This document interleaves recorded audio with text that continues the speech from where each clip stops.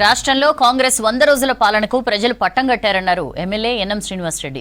లోక్సభ ఎన్నికల్లో కేసీఆర్ సొంత జిల్లాలోనే బీఆర్ఎస్ కు 3వ స్థానం వచ్చిందన్నారు. కేసీఆర్ ను బీఆర్ఎస్ కార్యకర్తలు ఎమ్మెల్యేలే తిరస్కరించారన్నారు ఎన్ఎం.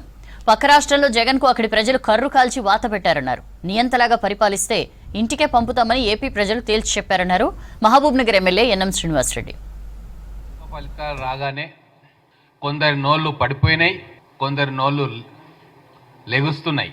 ముఖ్యంగా కాంగ్రెస్ పార్టీ మీద అబండాలు మోపి కాంగ్రెస్ పార్టీని బదనాం చేయాలని వ్యూహంతో 2 నెలలు చెవుళ్ళ జోరీగల్లాగా ఉచ్చం నీచం లేకుండా ఇష్టం ఉన్నట్టు మాట్లాడిన కల్వకుంట్ల కుటుంబానికి రిజల్ట్ చూసిన తర్వాత నోళ్ళు పడిపోయినాయి.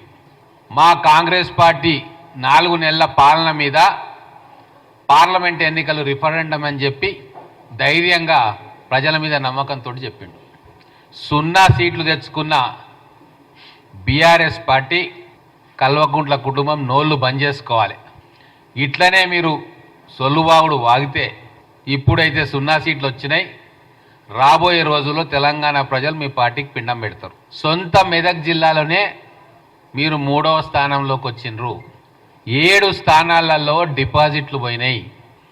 ఎలాగూ మీరు అధికారంలో ఉన్నప్పుడు సామాజిక న్యాయం చేయలే, కుటుంబ సభ్యులే ఉన్నారు, అన్నీ మీరే డెసిషన్ తీసుకున్నారు. సరే, ఇప్పటికైనా కనీసం ప్రజల కోసమైనా మీ పార్టీ అధ్యక్షులను మార్చుకొని ఒక దళిత వర్గానికి చెందిన వ్యక్తినో ఒక బీసీ వర్గానికి చెందిన వ్యక్తినో అధ్యక్షులుగా చేసుకొని పేరుకైనా పేపర్ మీద సామాజిక న్యాయం గురించి చెప్పే ఆలోచన చేయండి అని చెప్పి హితవు పలుకుతా ఉన్నా. అహంకారంతో విర్రవీగే ఏ నాయకుడికైనా సరే ప్రజలు కర్రు కాల్చి వాత పెడతారు. ఈ పార్లమెంట్ ఎన్నికలు దానికి ఉదాహరణ. తెలంగాణలో అహంకారంతో విర్రవీగిన కేసీఆర్కు తెలంగాణ ప్రజలు కర్రు కాల్చి వాత పెట్టినరు.